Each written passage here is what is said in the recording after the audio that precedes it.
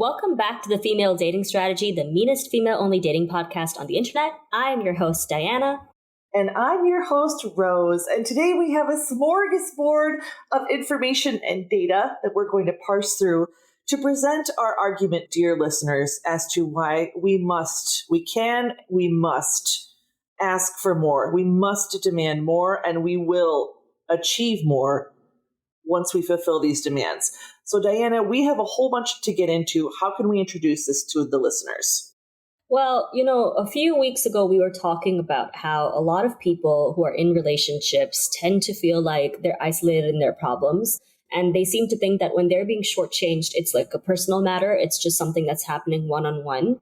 And I think what we want to do with this episode is try to impress on the audience why your individual problems are actually a part of a huger global systemic bias and how the systemic bias affects you personally. Like, it's not your problems. One of the things I feel like I really appreciate about the forum when it was back around in 2020 was it was the first time in my life that I ever felt like, for a very long time in my dating life, I felt like all the shit that's happening to me, it's just me. It's because I'm the problem, like I'm attracting these people. There's something wrong with me. I don't know how I'm meeting these people. And it made me feel crazy because any other person I consulted was very much like, oh, that's just the way men are and you can't do anything and you just have to train them to be better people and then they'll be better people. And have you tried to explain to them about our Lord and Savior feminism? Have you tried communicating? Yeah. It's like, have you tried to explain to them about bell hooks? And it's like, I don't think they give a shit. Okay. These men have not read since like 1995. Like, let's just call it a day. The last book they read was probably My Little Pony or something. Or G.I. Joe Goes to Rogue or some shit. Okay. Yes, they read The Great Gatsby and they were like, this is an aspirational tale. Yes. They watched American Psycho one time and made their entire personality that guy. They were like, Dan Brown, what if everything is the Illuminati, right? So this is so true. That's such a good point. That is, I think, why FDS on Reddit had such a huge impact on me as well. It was the first time that I was really hearing women's voices across the globe and hearing how there was just these threads of commonality throughout. Like, oh, you're experiencing the same thing in Russia that I'm experiencing here in the Midwest, or like you're in Brazil and it's the same thing as in like sub-Saharan Africa. How curious. What could it be? Yep. And guess what? There has been a global conspiracy to prevent women from comparing notes under the guise of gossip. And that's why historically men have always called women gossiping little bitches, because they don't want us comparing notes. See, look at like the church, right? Like they've basically declared that gossiping is like a sin and that women shouldn't gossip. Shouldn't gossip about your husband, especially if your husband is beating you. Don't be a gossip, But gossip is very often a very valid way for women to share information with each other about what's going on. And the last thing men want us to do is to compare notes, because then we'd be aware of exactly how fucked we're getting. If I'm not mistaken, sociologists have actually undertaken some studies and written some theses on this very topic of how gossip is absolutely fundamentally useful and necessary to the survival and thriving of communities. Okay? Because we need to know if somebody's a wife beater. We need to know if somebody's a pedo. We need to know if somebody's fucking the dead at the morgue. Okay? These are all things that we need to know. I'm going to pose like a fun question to you.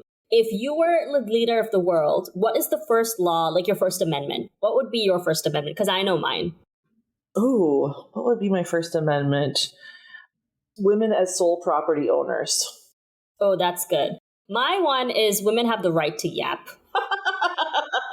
They have the right to say whatever the fuck they want. I'm a grade A yapper. Like I said, I support women's rights and I support their wrongs. And I think that women yapping is saving the world. Women gossiping is saving the world. Yes, it's saving the world. And it has been proven by literal academic studies. Like all of this, have you tried communicating with him? Bitch, have you tried communicating to your next door neighbor? Your lovely lady neighbor? Like that's who you need to be talking to. That's who's going to be looking out for you. That's who's going to be protecting you.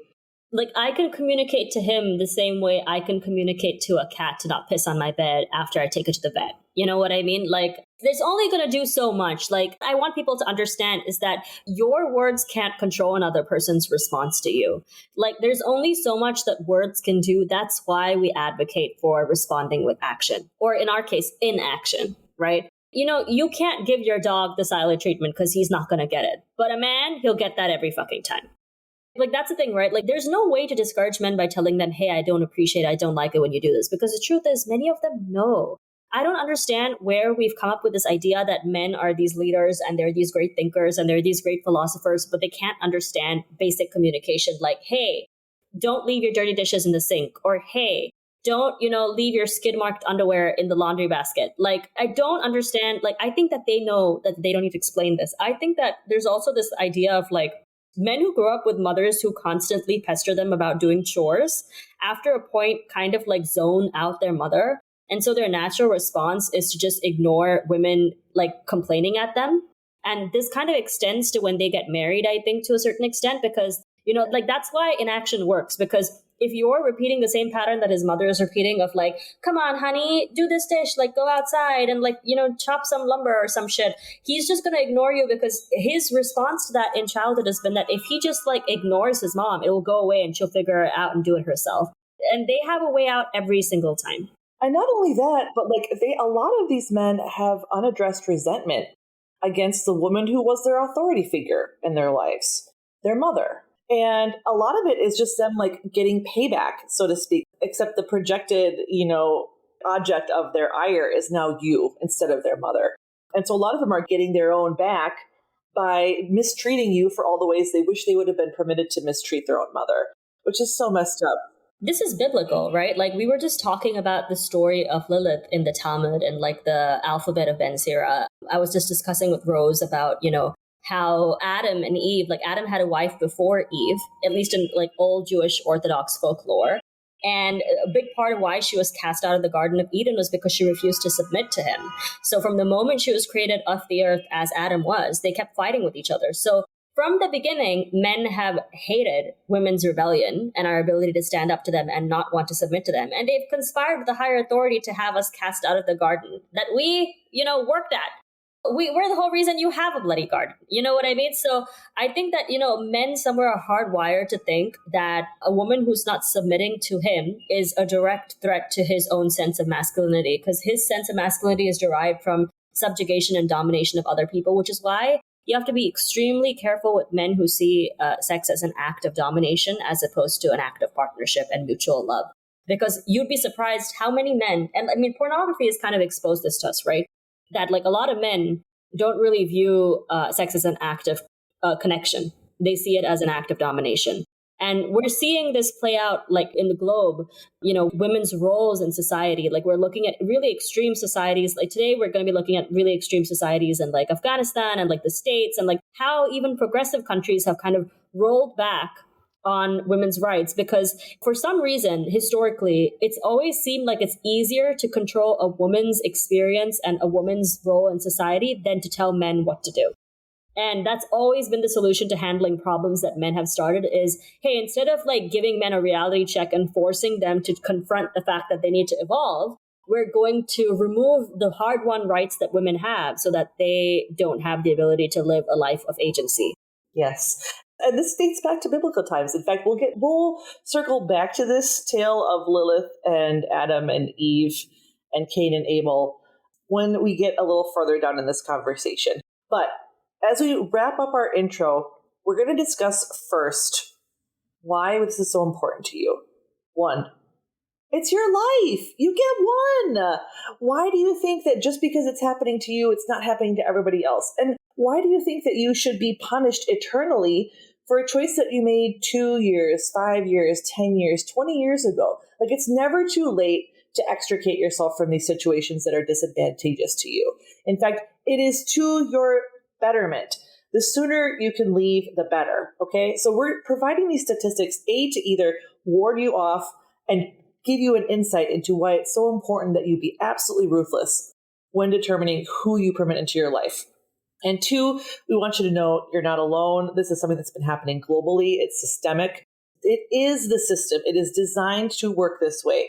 Us trying to change it is why we're seeing so much pushback. All these calls to roll back our rights. And all of these pushes, either legislatively or socially, it's all because men know their power is slipping away with each woman who escapes an abusive husband, with each girlfriend who leaves her porn sick scrote of a boyfriend. It is the sound of women's liberation.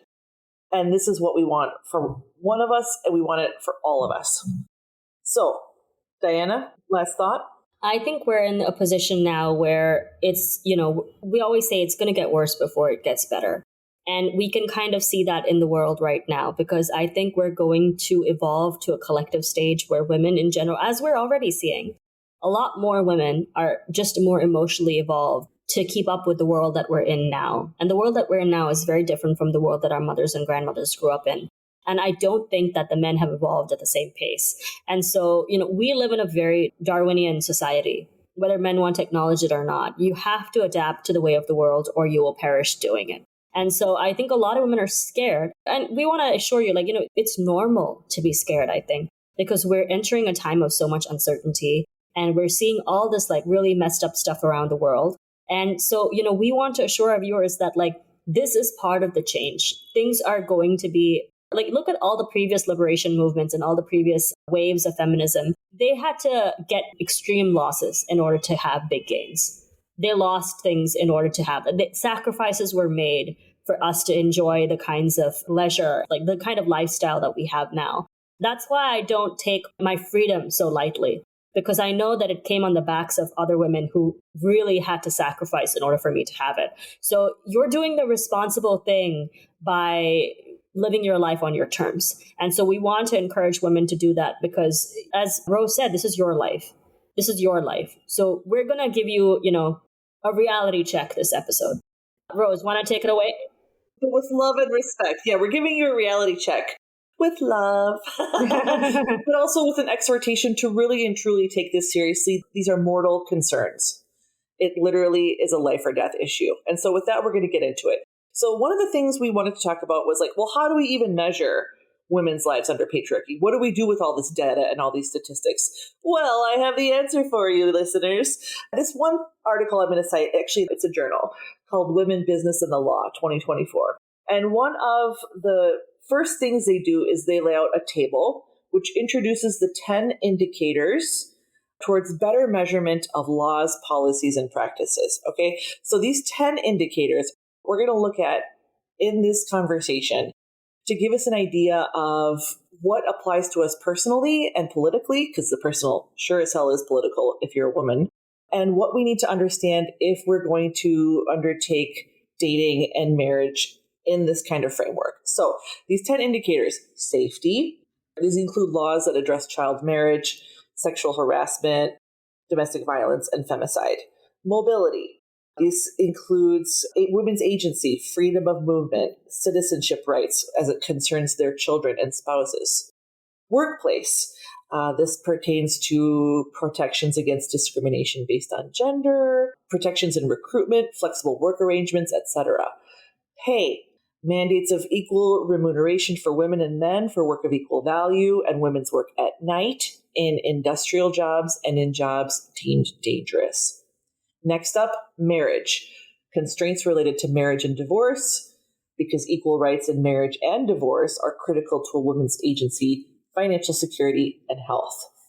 Parenthood. The availability of paid maternity and paternity leave, whether its cost is covered by the government, and whether dismissal of pregnant workers is prohibited. Childcare. Laws that regulate the availability, affordability, and quality of childcare services. Entrepreneurship.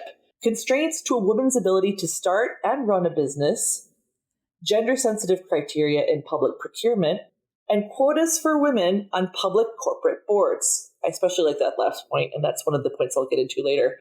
Assets. Women's right to immovable assets through property rights and inheritance, including land rights. Diana, I love that question. What would my first law be? And I was like, only women get land rights. You know what? I said what I said. You know what's wild? There's actually a state in India where that's the case because it's a matriarchal state. So it's only the women that can own property and rights and land rights. And that's why a lot of Indian men from the mainland try to marry them to try to basically get their land. And this was in an indigenous community I lived in Brazil, the Guarani. The owners and the holders of homes are women. Oh, yeah? What are they called? Guarani, the Guarani. They're actually the largest indigenous community in South America. They live mostly along the Atlantic coastline from Guyana to Argentina. But they're notoriously secretive, so most people haven't heard of them. But when I found out that the majority of women are the ones who hold the land and the homes, they were like, well, yeah, because the women are the mothers and the children and the mothers always need somewhere to stay. And when these men leave, they're welcome to leave, but they are left without a home, right? So they're going to have to find somebody else their home to stay in. And I was like, that makes so much sense. So I think that's what actually inspired that retort of mine. It was like, yeah, if women have property rights, there is such a difference in security and safety. Finally, the last indicator, and this is something that I've been harping on amongst my lady friends because we're all entering middle age, and I'm like, we need to really start thinking about this. This is a serious matter. Pension. Differences in retirement ages and whether the law allows for pension care credits to compensate for a woman's career interruptions. These are the 10 indicators. Let's get into it. Awesome. What do you want to start with? There's so much to go into. So it's like, we're going to try to be as organized as possible, but also understand like it's such a huge, dense world of data. We can only do so much. And one thing we wanted to talk about first and foremost was how under FDS law, there is a difference and we advocate for equity versus equality. Diana, please give us some insight into that. Okay, well, I think a lot of people, they shoot themselves in the foot by harping on equality. Let me speak from personal experience as well. I was one of these people. I used to go out on the old dates and go out on dates with men who are obviously way more established than I was professionally, men who had way more money and power than I did. And out of trying to prove that I wasn't trying to use them, it was a combination of things, right? I didn't want them to think I was using them, but at the same time, I didn't want to feel sexually responsible to sleep with them. And so I would pay for my dates just to be like, oh, look, I'm not a gold digger. And and also to give me an out so that in case they did try to pressure me to sleep with them, that I would be like, well, why would I do that? And so inherently, I think women know that there's a social code that if he pays for you, the expectation is that you're supposed to reward him with your body or whatever. By the way, this is a modern construction. Women in dating in the past never included this. Exactly. And honestly, the way that this is behaving, I think, has stemmed from pornography and sex work. It's giving prostitution, Diana. It's giving prostitution. It's actually prostitution on a budget, really. Because you're the discount. You're basically the equivalent of a soup kitchen sexually. You know what I mean? You have downgraded yourself so much because even the prostitutes are demanding more. I remember, when I lived in Los Angeles, obviously Los Angeles is a city that attracts a lot of adult actors, a lot of sugar babies, a lot of the sex workers in general. And I remember one of them was the difference between being a wife and being a prostitute is that a wife sleeps with a man for free. And I was like, hey, that's wild. Damn, never thought about it like that, right? He was like, I would never sleep with a man for free. And I was like, well, when you put it that way. But of course, one thing I will say is I don't entirely subscribe to that either, because I think that in a good marriage, the wife's rights are protected. He will be leaving you property. He'd be leaving you money. He'd be ensuring that if he's gone, that you're well protected. That's why I don't buy into the it's just a piece of paper thing. Because when it comes down to it, the state really values that piece of paper. That piece of paper determines whether you get to have that man's assets and whether you get to have his last possessions and maybe really valuable things. Maybe you started a company with that guy. Maybe you, the person who managed, I know a lady, for example, whose husband owned a lot of properties, and the actual property management of the place was up to her. She was the one who had to hire the staff. She's the one who had to make sure all the rentals were taken care of. And then when he passed away, guess who inherited all those properties? Her.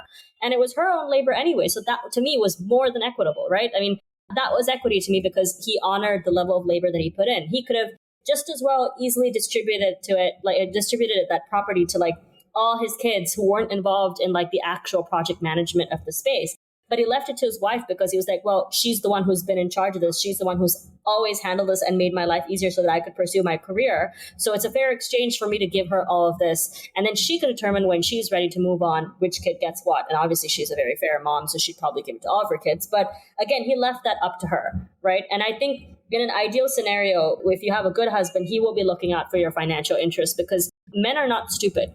Even when I was growing up, we had a cleaning lady in my house who joined us really, really young. And, her father passed away when she was really young. So her parents, like her mother put like a lot of pressure on her to marry because she came from obviously a very impoverished background. In her background, it's very common to get married young. And so she got lucky in that she married someone who worked in the UAE in Dubai. And so he was never really at home. Like he was sending money. Like a lot of men from South Asia go to work in the Middle East and like they remit money back into the country, like into Pakistan or Bangladesh or India or whatever. And like their wives, this is considered an ideal scenario, by the way, because there are a lot of women who are married to like low life scrotes who like drink and beat them and like don't do anything, don't even work. So this was like an ideal scenario to be married to a guy who you don't have to deal with, who's like in another country and just sending you money. But my dad was very insistent that she have her own house. And she was like, they won't allow me to have this house in my name because they'll insist that I share it with my husband. Or, like they'll make me put his name on the deed and stuff. Because that's what, women are supposed to do. They're supposed to give whatever they have to the man as like a dowry or whatever, And so my dad said, I will buy you this house on the condition that you're the sole owner of the deed. And so he bought the house for her and he explained to me and he was like, today she might not understand what I did. But tomorrow, if any man comes to try to literally rip the roof off of her head when she has kids, she's going to remember that this has protected her and that it's her house. They can't kick her out of her house. And when COVID happened, her husband, couldn't send money anymore in Dubai because everything was like shut down. And so she was out of money for a little bit and she had to go back to working in houses. And she was like, his brother, her brother-in-law, tried to claim the house and tried to get her to sell the house. And because it wasn't in his name and it was under her name, he couldn't do that. And so she was like, when I was that young, I didn't understand where your dad was coming from because I was like, isn't my husband going to protect me? And my husband couldn't protect me in this scenario because he wasn't even in the country. And his brother came in to try to steal my property and my kids would have been homeless if it wasn't for the fact that I owned my house. God, the audacity of these men. The audacity of these fucking men. Exactly. So these guys were playing checkers and my dad was playing chess. So, men know like exactly what money is worth and what it can do for you. And they rely on you not understanding. Exactly. And they know it's the difference between your freedom and your ability to live your life unencumbered and your subjugation. And so, any guy who tries to convince you that you should want to be a trad wife for like the love of children and because you really like wearing a peasant skirt is a very disingenuous man and you should quickly throw him in the gutter. Absolutely. That's like the ultimate red flag. Like this is a man who will absolutely toss you out on your ass with no assets and move in a 10 years, a 15, a 20-year younger model with absolutely no compunction, regardless of whether you have children with him or not. Because honestly, once they have the new model, that's all they care about. They want the wife appliance. They don't actually care about a lot of these kids. And that's why I was so impressed when I worked with the Guarani, because I had never heard of this before, where the woman was automatically the inheritor and the owner of all homes. Because, it's not like a lot of these indigenous are working within the constraints of reservations, within the reserves that the government apportions to them. And so it's not like they can leave and go off res and just like, buy a home, build a home, have land for cheap. This is all increasingly valuable real estate. And so they have to work within the constraints of how much land the reservation has allocated to them. And then do you know how hard it is to bring in materials to build in these places that they tend to live? And yet all of these women, I think most of them start having kids by like 15 to 18. That's the average. Yep. And they'll have multiples by the time they're 20. And I think I worked there and I lived adjacent to the reservation on and off for 2 years doing my dissertation research. And I cannot tell you like the merry-go-round of relationships and men moving in and out and moving on. And yet these women were always assured a home for themselves and for their children. And that's when it really started to impress me. Like, oh, wow, I had never really considered how important it was to be the owner, the mistress of your own home. I'm so proud of your dad. Wow, that's such a cool move, Diana's dad. Thanks. Yeah, my dad was great. Like, he was the one who gave her away at her wedding. And like every year, during our festivals, we're supposed to be giving people like money. We give like the staff money or we give them gifts and stuff. And she always wanted like gold earrings and stuff. And my dad used to buy her like those little gold bars and like to keep in her bank account as like spare cash in the event that she ever needed to break it. So he really considered her like a second child and like really, and like when he passed away, she was at the funeral like crying and bawling the loudest because she really felt like he was her second dad. And she was like, no man has ever looked out for me the way that your dad has looked out for me. I remember the only time my dad has ever yelled at me was because I was once like criticizing my mom about like spending like an obnoxious amount of money on like a friend's birthday gift or something. And that was the one and only time that my dad has like ever yelled at me like that. And he was like, you don't ask a grown woman what she's doing with the money that she's earned. Like he was so pissed at me. And he was like, I want you to get it through your head that anybody questioning like a grown woman's assets and her money and somebody who's looking into her purse is like a despicable person. Like you should never do that. Should never look at like your mom has worked hard for that money. She can give it to whoever the hell she wants to. If I don't ask her as her husband, you have no right to ask her as her kid. Like really considered it like a, extreme breach and violation of her agency. So I think my dad really did attach women's freedom to their monetary like ability to like gain assets because he saw just how easy it was for women to have their entire lives taken over by men just purely because they didn't have access to, when we were talking about how do we measure women's lives under patriarchy, this is how. Their ability to procure resources, their ability to be educated, their ability to take a position in a job that will allow them to create an income, and their ability to own land. And these are the four things that he paid attention to as well when it came to saving for me and like the inheritance I had when he passed away. But it was also how he kind of educated and supported all of the women in his life by being able to fund their dreams and passions and stuff. Like he was very, very responsible with his money, but he was also a person who invested his money in projects that he was passionate about, artistic restoration, women's education. Like even after he passed away, I would constantly get called because I got his phone number. I would always get calls from like charities because his mom died from breast cancer. So, I'd get all these like calls from cancer facilities because he was a donor. And he would donate to all these like women's health issue boards and stuff. And like, I learned a lot about him after he passed away, the extent to which, he passionately put his money where his mouth is. And this is like what I want to tell women fundamentally, like a real man is somebody who puts their money where their mouth is. If he believes in certain things and he has certain values, you will see him acting on that every day.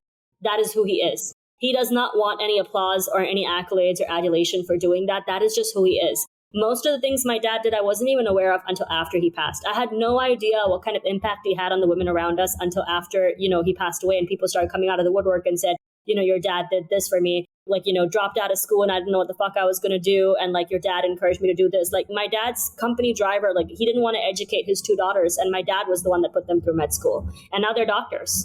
So like that's what I say. Like I really had a strong foundation for what men can be. So I just don't tolerate nonsense in general because I know that they put their money where their mouth is when they really, really do believe in women's liberation. And I think our liberation is tied so heavily to our ability to access and procure resources for ourselves. So your ability to educate yourself, your ability to buy a house, your ability to get a job. Don't take these things lightly because people fought for you to have them. Even in the States, it wasn't until like the 70s that people could own bank accounts. People had to rely on their husbands to be able to get passports and travel. Like in Iran, people still need to ask their husband for permission to get a passport to travel. You need permission from your husband to be able to open a bank account. If you live in the Taliban, ruled Afghanistan right now, you can't even go to school. Like you can't sing in public. You can't go to a public park.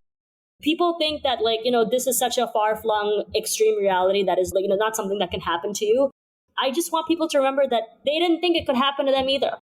In the 70s in Iran and Afghanistan, like they were wearing miniskirts and tank tops and going to school. And I don't think a single one of those women ever thought they'd be living in that kind of country now.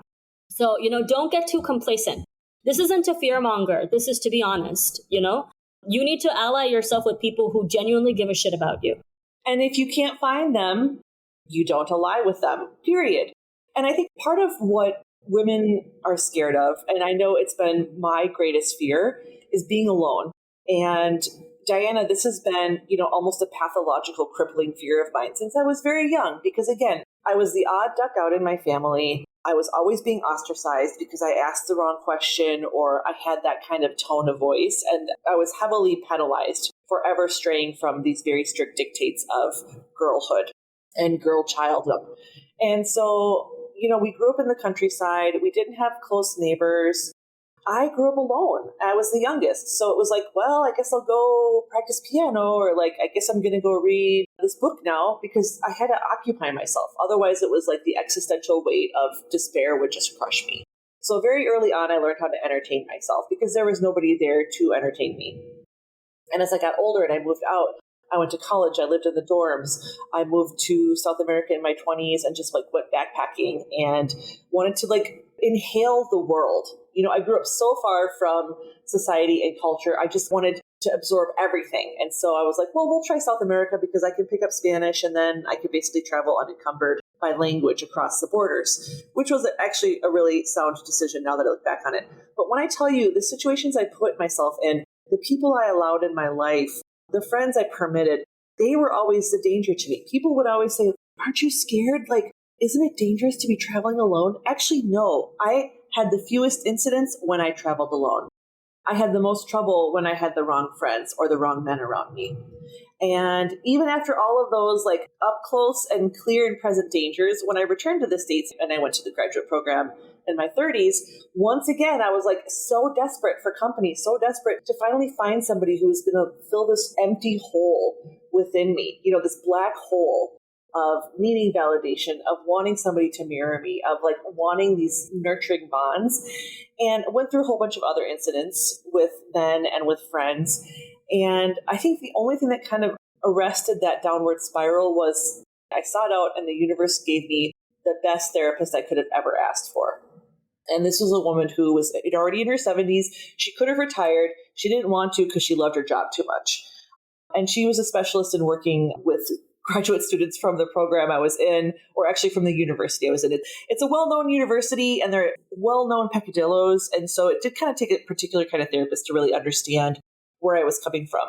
And with very assiduous work with her over the course of the last 10 years, I have really come out of that downward spiral of like, I need somebody to validate me. I can't be alone. I have to consume drugs and alcohol in order to like buffet myself from the ill winds of solitude. Like it was a whole thing. And this isn't the Rose show, so I won't go into further detail, but all of this is to say, ladies, listeners, I understand why it's so hard to be alone. It's this fear of being alone. It's this fear of being faced with oneself without any buffers between you and yourself. So I think what we need to understand is that the only thing worse than that sort of situation is being aligned with the wrong man. If we think it's bad to be alone, it is infinitely worse to be with a man who does not have our best interests at heart, who is not acting in good faith, who is simply there for their own betterment and selfish pursuit of naked self-interest. Like these are the kind of individuals who will make being alone look like a walk in the park. And so that's why when we're talking about all this, it's not to fearmonger, as Diana said, it's not. But it's to really help you to look at the fact that it's not you alone who's experiencing this. This is women across the globe on every continent throughout every decade of every millennia that we've lived through. Women have been fighting these battles. And I know oftentimes when you look at like labor laws in the US, one thing they say is all of these laws have been written in blood, meaning somebody had to die or be seriously injured in order for laws to be enacted. And that's how it is with women and all of our rights. Women have shed blood. Women have died in order to procure for us these rights that we often take so cavalierly. And so as we look at all of this data, this idea of equity versus equality, I don't know, have you ever seen, Diana, there's like a little cartoon done where it shows the difference between equity and equality, where you're trying to look over a fence. And like if you're talking about equality, well, everybody gets the same stoop, right? Everybody gets the same ladder to look over. But what if you're born shorter? What if you're missing a leg and you can't actually climb up on it? Or what if you're blind? What does it help if you all have the same size ladder, if you have these particular issues? And so equity is the idea of things are actually tailored to whatever you need in order to make sure that you have the same access and resources as everybody else, right? That is what we want for you. Yeah. I think real equity also be getting rid of the fucking fence because why? Oh, we got a Marxist on our hands. Why are we looking at this through the fence? Because the thing is, we don't live in a society that trusts other people because men have made it a low trust society, and we can't trust, they're not going to be equitable. You bring these people who aren't used to treating women with equity in their own country to a country where women have more equitable, upbringings. And then you see how they react and they're just fucking creeps. They're hanging around parks and shit, scaring the crap out of kids, And so I think that immigration law in general should prioritize women more. I think we need more women in immigration law and more women in border control and homeland that are encouraging more women who are coming from these countries who want to build lives for themselves and encouraging them to start new lives in countries where they'd be contribute more to the economy. They care more about it contributing to the economy, and I think that they'd commit less crime. But more than anything, like I really want to debunk this idea that men don't know what equity is. They absolutely do know what it is. If my dad, who was born in the 50s, knew it, I'm telling you that these men who were born with all the resources in the 1990s and the 2000s, like they know what the fuck that, is going on. The difference is that because of social media and because of these like male podcast hosts who shall not be named, they're getting radicalized and brainwashed to be even more conservative, like almost comically more conservative than their counterparts from the 50s and the 60s and the 70s. Right. It's unreal. It's unreal. And actually, men my age are like, what is going on with these younger men? Like, yeah, we've got some issues in our 40s and 50s, but like this radicalization from online sources, it's comical, but it's also deadly. I think it's also that they're angry, right? Because, like, again, when we bring back the point to equity versus equality, right? Equity is really for us to ensure that women are getting, like, women's contributions are being acknowledged and are being compensated fairly, right? Right now, that's not what's happening. And men are seeing, women entering the workforce, women buying homes, women entering, like, joining colleges at a higher rate. Now that the barriers have been removed for women to have space in these places, they're seeing that as this is an infringement of my rights, which is a very weird thing because the truth is that A, you're stupid and you're not doing well at school. And B, like this entire game has been rigged for you. This is like playing Monopoly and this guy got all the great properties up front. And now he's upset that women are joining the game at this stage and like buying one or two properties that he really wanted and never rolled the dice on. Like you still have way more than the average woman that you're looking at. Excellent analogy. Yeah, I think it's just like you're upset that like women aren't forced to want you. And it's a very strange thing to me because I want to be with the person because they actually like me and because they envision a life with me, because they like me because of the qualities that I have. Not because like they're a caged bird that's forced to like me. And I think a lot of men get off on this idea that you're a caged bird. I think that is. It's not that just that they're mad about that you're not forced to want them. They're absolutely furious that you are not forced to need them. I think this was like a couple episodes back where it was like, if he can't feed you, he can't starve you. And I think this is sort of the hidden underbelly of so many of these heterosexual relationships. These men are happy as long as they feel like they have the upper hand, they have the power, they are the ones in a position of authority.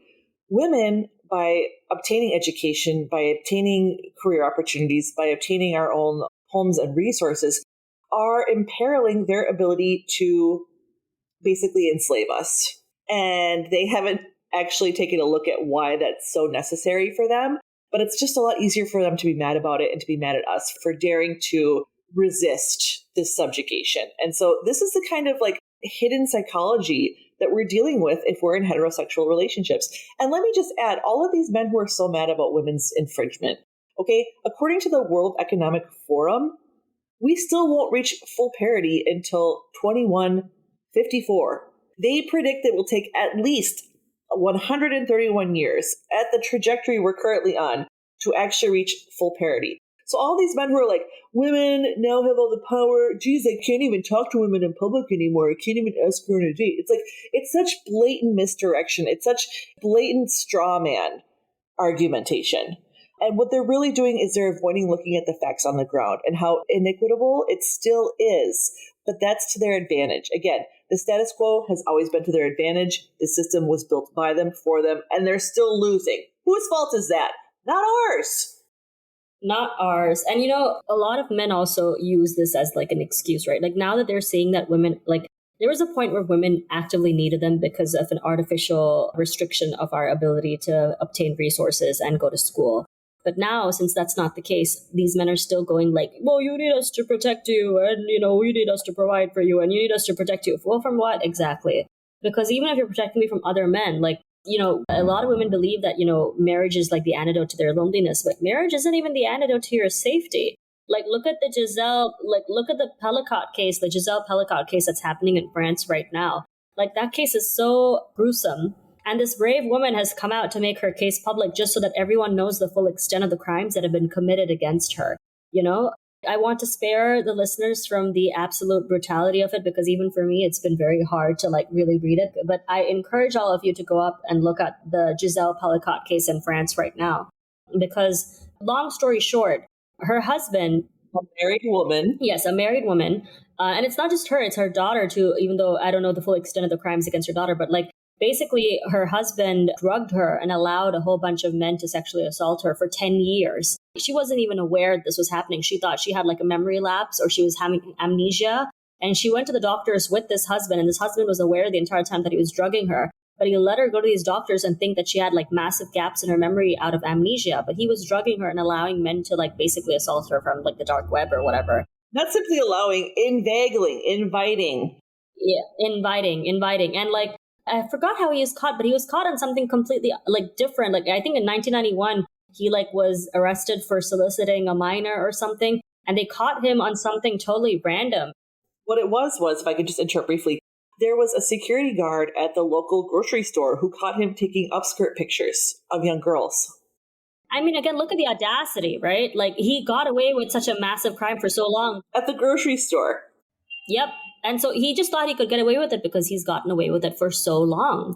And also, I think, like, because they've had this case out in the open in the courts and stuff, the daughter recently found that like there was a file of pictures of her in like underwear that she didn't recognize. So she was worried that she was getting, basically she was definitely drugged, but we don't know for a fact whether she was being assaulted. We just know whether the mom was. But again, this is what men want you to marry. You know what I mean? Like, oh, she should have just picked better. Pick better how? How is, like how in this situation, how you're drugged? Like, how could you have picked better? You can't even stand up.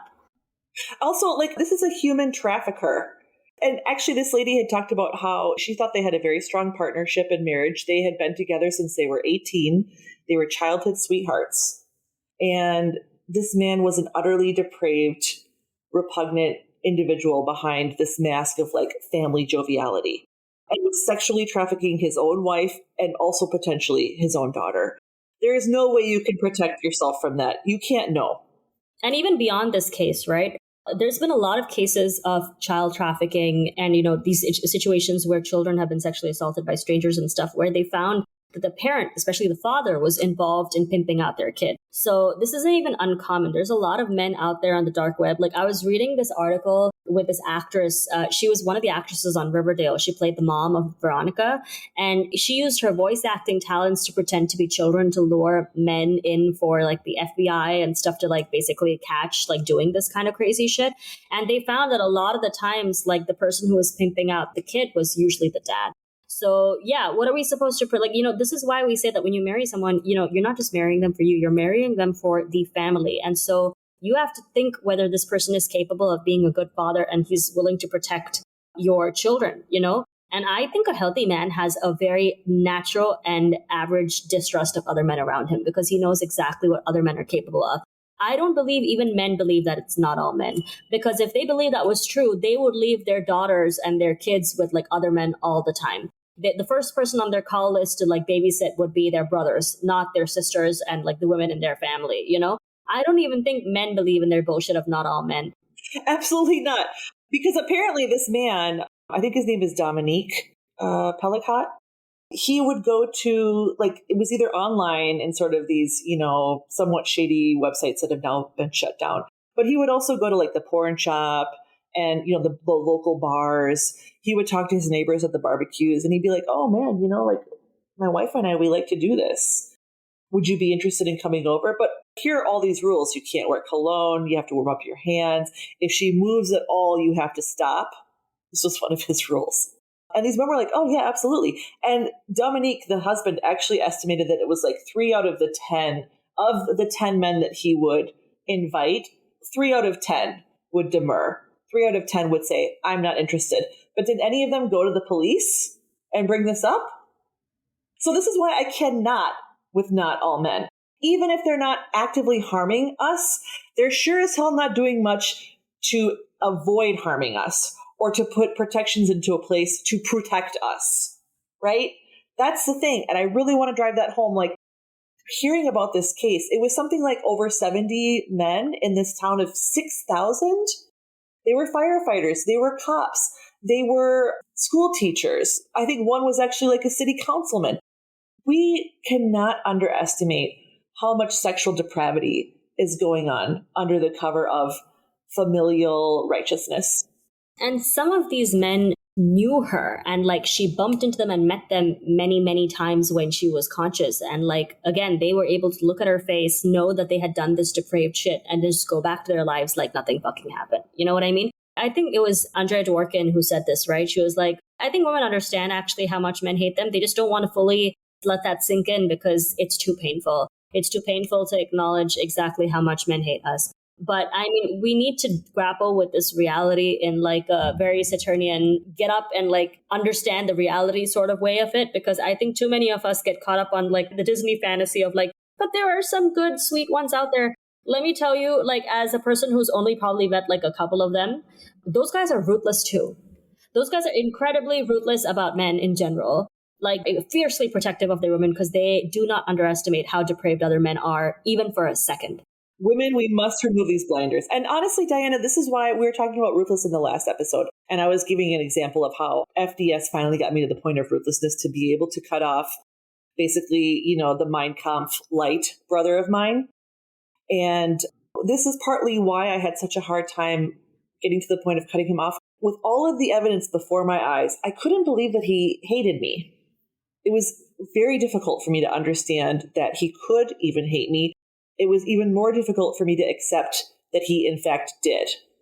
This is why I feel for us all, ladies and listeners. Like, it is so hard to actually believe the evidence right in front of our eyes. We're told, like, oh, his coldness is just him concealing his true feelings, or like, he's distant because, he's struggling to make sure that he's, making the right decisions and he doesn't want to burden you with that. I mean, we have every kind of excuse under the sun for why they mistreat us. Why don't we have the same kind of excuses for why he does treat us well? Like, this is what I want. I want us to spin this on its head and only allow and accept positive affirmations and gestures from them. Not words, actions. Like Diana said, I love that story. That was so beautiful, Diana, of like your father buying her gold bars for the bank so nobody else could touch them or steal from them, right? Because obviously if she'd had gold earrings, those could have easily been pilfered by that brother-in-law at any point, and she would have had no recourse. So these are gestures and actions. Yeah, I mean, he also went out of the way to teach her how to like sign checks and how to open a bank account and like a lot of these things that, her father would have probably taught her. Her mom was, uneducated, never went to school. So she wouldn't have had the ability to do these things for herself if my dad hadn't taught her, because she didn't go to school herself. She didn't graduate high school. And so she was one of those women, like many women in South Asia, who had to work in like the informal labor sector, cleaning people's houses and stuff, because she just didn't have an education or a job. This was her job. So that's what I'm saying, that men who deeply care about women are able to acknowledge that there is a vast ocean of a gap between our experiences and like the kinds of privileges that we have. And they will go out of their way to shorten that gap. And I don't see a lot of men in our age group anymore who are doing that actively, because a lot of them are exceedingly naive about what the state of the world actually is. So instead of participating in men's delulu fantasies, leave, South Asia aside for even 1 second, and focusing on countries like Afghanistan, right? Or even the US right now that are thinking about rolling back no-fault divorce. They've already started removing women's rights to abortion and stuff. Going back to global statistics for 1 second, right? Afghanistan's population right now is 14.2 million women and 15 million men. So that means that women make up roughly half of the population of Afghanistan, right? Since the US left and the army left, this is what's happened. The Taliban have banned women from attending university and working in NGOs. They've made all of them quit their jobs. They've restricted their ability to move around the city, including going to parks. They're no longer allowed to sing in public or dance. They have enforced a restrictive dress code, and they require them to wear a burqa or a niqab, a fully covered up veil. They've restricted access to medical care. They've dismantled any legal mechanisms available to women, so they can't really go to the law. They've neglected social services and other basic state functions. And they have basically also prevented any foreign journalists from being able to question them on any of these policies. The United Nations has now called what the Taliban is doing to women as gender apartheid. So yeah, don't think that this is something that can't happen, because right now we are looking at a country that has completely erased. Like, name one country in the world that has restricted men's rights in this manner. You're not gonna find it. You know? Men are being extremely disingenuous when they try to say that, like, men are the ones who are oppressed in the Western world because they can't beat their wives and then not have to divorce them, and women can go and get these jobs that I don't want them to get, and how dare she wear Lululemons at like a Starbucks and whatever stupid thing that they think is like, you know what I mean? Like, I just saw a man raging about wearing Align leggings at, like, I don't know, Whole Foods or something. And I'm like, just fucking buy your Apple and go home. Like, why? Okay, boomer. Actually, the question you just asked reminded me of when Kamala Harris, now Vice President and presidential candidate Kamala Harris, was doing I think it was a Senate hearing on confirming Brett Kavanaugh to the Supreme Court justice. And she said to him, can you name any law in any state or anywhere in the United States that polices men's bodies and ability to receive medical care for them? Obviously, he was speechless because no such law has ever fucking existed or ever will. At least not in our lifetime, probably, if we're looking at gender parity predictions. Also, he was like stuttering his way through that. He was like, well,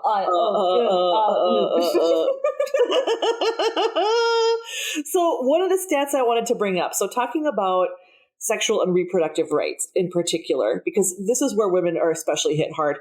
There are various quotes from the World Health Organization, the UN Women's Delegations, Center for Reproductive Rights. These are all quotes and data from them that I'm going to read off to us now. Okay, Diana? They're on violence and sexual and reproductive health and rights. Under sexual and reproductive health and rights, 800 women die every day worldwide from complications related to pregnancy and childbirth. In other words, almost 1,000 women die every fucking day just from the fact that we can get pregnant and do get pregnant. 40% of women worldwide live in countries where abortion laws are restrictive. 270 million women worldwide have no access to modern contraception. Let me repeat that. 270 million, almost 300 million women worldwide, absolutely no access to modern contraception. And more than 12,000 girls are at risk of female genital mutilation every day in 2024. 12,000 girls every day are under this guillotine of female genital mutilation before they even reach reproductive maturity. The two other quotes that I want to give on data are 1 in 3 women globally have already suffered physical and or sexual intimate partner violence, non-partner sexual violence, or both. And every 11 minutes, a woman or a girl is killed by a member of her own family. Stranger danger isn't real. The real danger to you is whatever man lives under your roof. To quote Whoopi Goldberg, I don't want no man living in my house. As I've gotten older, I'm like, I'm really starting to understand that. Like, he can live next door. Again, every 10 minutes, every 11 minutes, you're killed by a member of your own family. That can be a brother, a father, a cousin, a husband, your own son. There is no greater danger to a woman than the man who lives under her own roof. So when we're talking about being ruthless, this is why. These statistics are why. We're not making this up. We're not being misandrist. We're not being hysterical. We are not exaggerating. If anything, we're under exaggerating how dire it truly is worldwide. Also, I just need people to understand that men will call you misandrist if you just make a point. Okay, you can just speak facts and they'll just be like, you misandrist. And it's like, you know what? If me calling out men's bullshit and reacting to their hatred of us, their violence of us is misandry, then man, I'm the biggest man hater there is. Like, I'm fine with that. I would rather be a man hater than a man's doormat. I'm sorry. Okay? I am no man's peace. I would rather be the source of his destruction than the source of his, his ire. You're eminently quotable, Diana. Oh my gosh, I still think I want to make a t-shirt that says, I support women's rights and women's wrongs. I want that on a t-shirt. I might have to make that. Well, we need to make common sense common again. Sure. Yes, we do. And a ball cap in hot pink. I'm telling you, like I said, aim to be a problem once a month. Like I would rather be the source of his cortisol rising than the source of my own cortisol rising. Let me just put that out there. I am no man's doormat. Like, I don't want to lose my dignity. I'd rather lose my pride than lose my dignity. Like, I don't care about winning an award for being the most man-loving woman in the world. Like, I honestly think that's a useless award. And if it paid me any money, I'd probably suck up to them more. But it doesn't.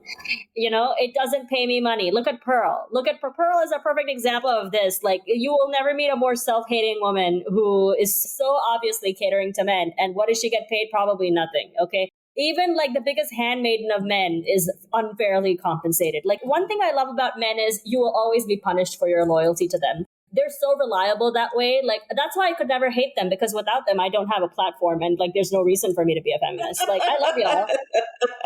I have to say, I just love y'all so much. Yeah, I love how useful you make us. Yeah. You really do so much for me. Thank you. Like, look, if you are committing a crime and you hurt people, and I'm calling out this crime and saying, hey, you've hurt people. And then you're like, oh, you just hate men. Why are you pointing out that I committed a crime? Why don't you point out that women also commit a crime? Well, look, when women start murdering and killing men at the same scale that they're murdering and killing us, like, I will talk about that as an issue. Unfortunately, they're not. Like, we're not that ambitious. It really sucks. But I really wish women were more ambitious when it came to crime and to villainy. We're honestly too honorable and noble for our own goods. Like, I agree with men. I think we could stand to commit more crime, We just don't. We lack that ambition. Yeah, where's that gender parity, ladies? We need to even the scales. Like, we really lack the ambition to be as villainous as men are. So going back to the biblical thing, right? The first act that a woman ever did with Adam was rebellion. So it's your nature to be rebellious. Just remember that. It's like you are honoring your code being born as an equal. You didn't come out of no man's rib. I mean, if anything, a man came out of you. So, if going by that rationale, you are the whole source of his entire purpose for being. This is why male separatism doesn't work. Women separate and we lead perfectly happy, healthy lives in companionship with each other and in joy and like happiness with each other. It's just like the Garden of Eden and us running around puppies and kittens and shit. Create a separatist society, and like men are basically lining up to create a hierarchy of like who are the eunuchs and like the young children to fuck. Like, it's a disaster. Even men know. Yeah, they do it, and they end up being cults and Charles Manson households. Exactly. Like, I read this book that was published 100 years ago. It's called Herland, and it's about a female utopia. It was written by a female author way back when. Charlotte Perkins Gilman. Mm-hmm. Exactly. And it's so interesting how both the male and female idea of utopia is a society completely run by women, and both the male and female idea of dystopia is a society completely run by men. So men agree with us. Well, ladies, guess what? Guess what we're living in. Yes, Charlotte Perkins Gilman. She also wrote one of the most amazing, or was that Kate Chopin who wrote the most amazing short story, The Yellow Wallpaper? I think it was Kate Chopin who wrote The Yellow Wallpaper. Yeah. Because Herland was a trilogy, right? There were two other books along with it. Yes. That's when I really started to be awakened, was when I was doing an undergrad major in English literature. Of course, it was men. And then I think it was like 20th century literature, and that's where women writers started to become more prolific. So you get the Kate Chopin, Charlotte Perkins Gilmore, Virginia Woolf, Edith Wharton, even getting into the poets like Anne Sexton or Sylvia Plath. That's where I really started to read about women's experiences in a way that I had never read before. Well, of course, because women are not portrayed like that in novels written by men, right? They simply don't have that sort of empathy to understand that we're just really humans with different genitals. The interior landscape is pretty similar. So that was when I really started to understand, like, why have I not been reading any women in these 4 years of reading literature? Like, and obviously we were only doing the quote unquote great Western classics. But like, how is it that we've left out half of the gender in reading literature? And that's where I started to see like, oh, the disparity is so huge. And it only gets deeper the more you go into it. Especially women's ideas of utopia come back to the same point that in a society where we aren't subjugated to male violence, a lot of us do collaborate and form unions with each other and form a more equitable society with each other. That was the whole basis of Barbie Land, right? Barbie Land is this like fanciful world where all of the women have power and the men, like, that's why so many people were able to relate to Ken, because for once, Ken is actually the woman's sub-in, right? Like, Ken's position in Barbie Land is what women's position is in patriarchy.